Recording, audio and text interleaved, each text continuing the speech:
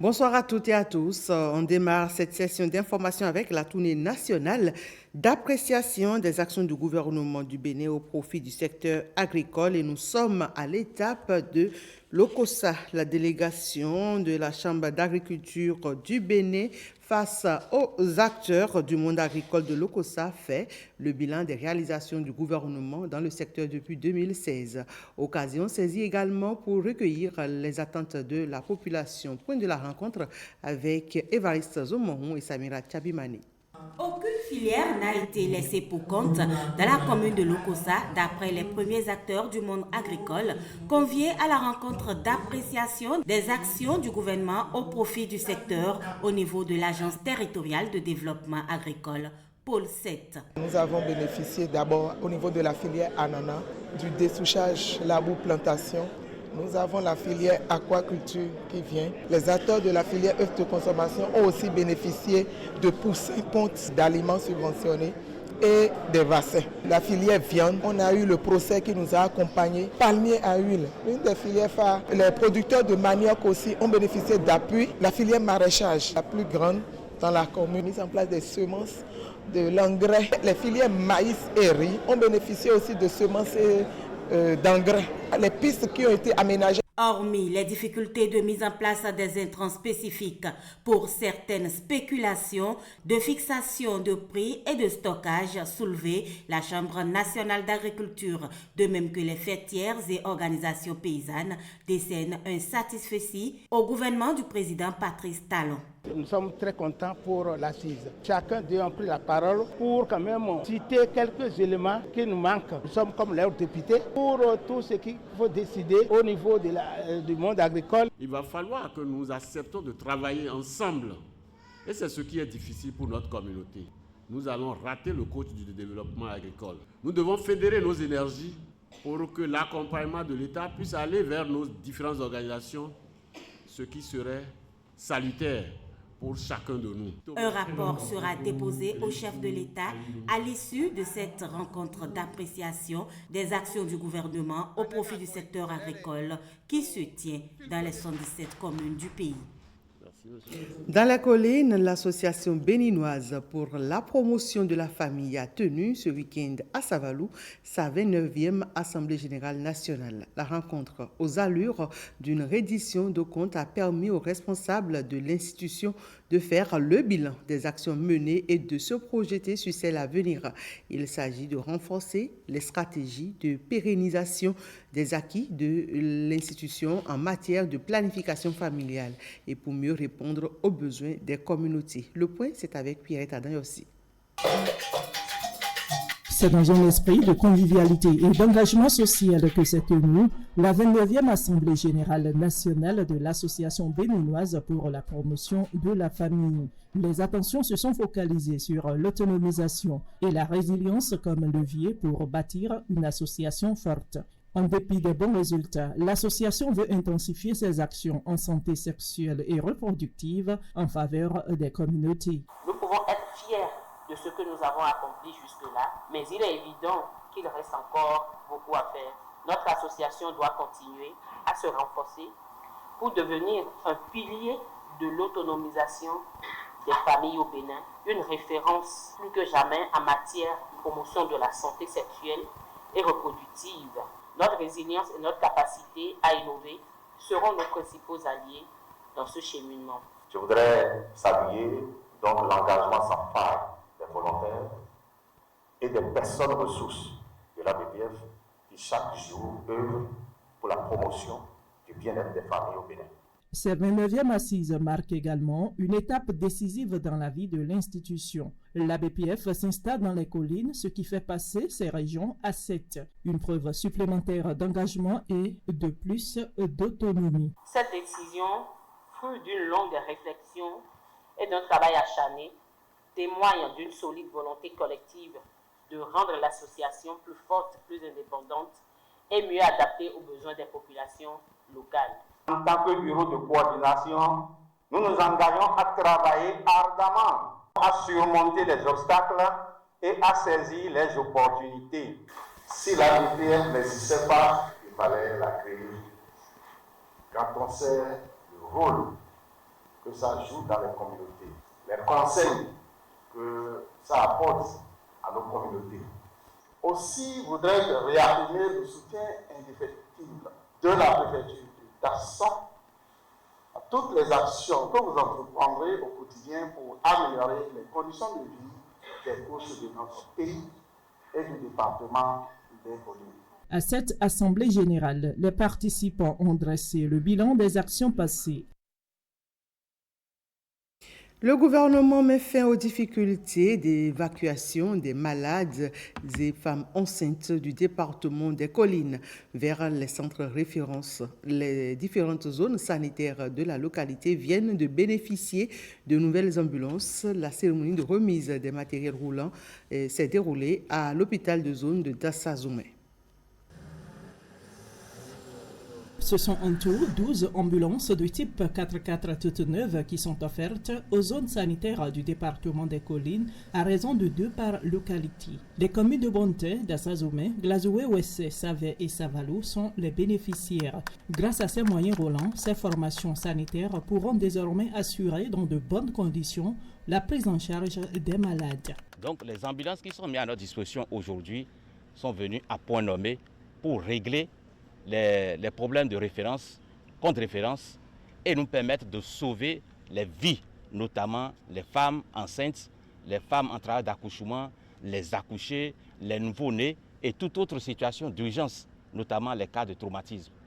Lorsque nous avons des accidents, on en a connu dans la commune de Dassa ici, nous avons eu vraiment de sérieux problèmes pour assurer les évacuations. Aujourd'hui, maintenant, ce problème est réglé. 12 ambulances neuves à la fois, je crois que ça mérite d'être reconnu parce que ça vient renforcer le parc automobile et ça permettra aussi d'offrir les services d'évacuation surtout aux patients qui en ont besoin avec ce que je viens de voir et une répartition vraiment équilibrée à raison de 2 ambulances par commune, surtout au niveau des centres médicalisés. Je crois qu'on ne peut que saluer cela. L'autorité préfectorale invite tout le corps médical des Collines à utiliser judicieusement ces ambulances pour le bien-être des populations.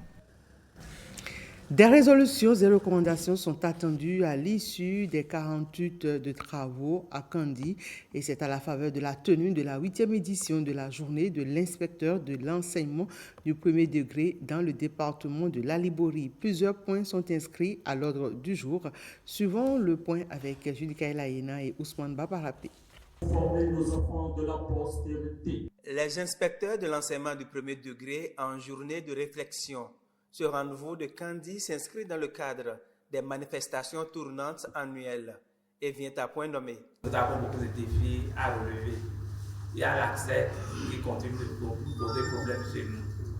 Il y a le maintien qui continue de poser problème chez nous. C'est en fait pour nous une occasion de nous retrouver ensemble, et inspecteurs en activité et inspecteurs à la retraite, pour réfléchir sur la corporation. Qu'est-ce qui est positif? Qu'est-ce qui ne l'est pas? Qu'est-ce qui est à améliorer? De sorte que chaque année, nous nous asseyons et nous faisons, disons, un bilan. On prend des recommandations, on prend des résolutions et nous les appliquons, ainsi de suite. C'est ce que nous sommes venus faire cette année à Kandi. C'est Kandi qui est la ville haute. Vous connaissez un peu les réalités dans notre département en ce qui concerne les taux de réussite souvent en dents de scie, en ce qui concerne le taux de fréquentation qui devrait être quand même amélioré. Donc nous sommes vraiment réceptifs.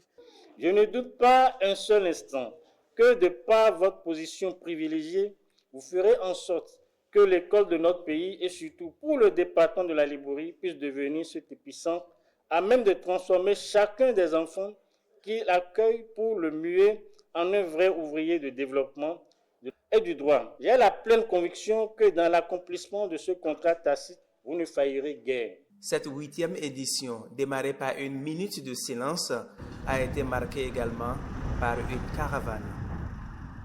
Des mobiliers offerts au complexe scolaire Saka Bukukeni de Kandi. L'action fait suite à l'appel au secours des acteurs du système éducatif, notamment les apprenants, enseignants et parents d'élèves pour de meilleures conditions d'études. Et c'est un don du ministre Alassane Seydou, natif de la localité. Au nom du ministre de l'Intérieur et de la Sécurité publique. Un homme, une mission, des moyens. Et ici, des bonnes volontés de Kandi l'ont bien compris à travers ce don en mobilier au complexe scolaire Sakaboukou-Kene. Un soulagement pour tous ces acteurs du système éducatif. Ces 50 tables et bancs d'une valeur de 1 500 000 fabriqués à Kandi ici. C'est aussi le moment quand même de voir le côté main-d'œuvre que ça a pu générer au niveau de la localité. C'est sa modeste contribution qui m'a demandé de vous apporter pour prêter main forte au système éducatif de notre localité. Ma joie est grande, vraiment. Ce jour de réception des tables bancs offert gracieusement par le ministre de l'Intérieur. Ce cadeau que vous venez de nous offrir nous permettra de nous installer confortablement afin de bien suivre nos maîtres en classe. Nous vous promettons d'utiliser à bon escient ce don de mobilier.